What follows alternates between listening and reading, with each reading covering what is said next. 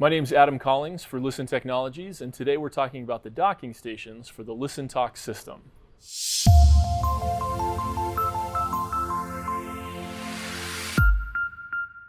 So Steve, we have a couple different docking stations here. Tell me a little bit about what they do. Sure. Each docking station is used to store the units, charge them, and program them. And where can these be mounted? Well, these two can be mounted either on the desk or they can be mounted on the wall. Okay. Is there anything else that I can do with the docking station? With the docking station, you can set up a leader and you can program it. You can also see the status of each unit by pressing the status button. So if I was running multiple tours and I had groups of 5, I would bring 5 devices in here, pair them together, and then they're ready to go. They are, yes. And then I'd bring my next 5 in, pair them, and those are ready to go. That's correct. You can also use the docking stations with our ListenTALK software suite, which allows you to create custom groups no matter where the location of the device is. Okay, and then what are we looking at here?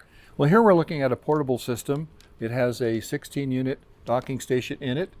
You can plug in a power supply to the outside, so when it's not in use, you can make sure that your devices are being fully charged.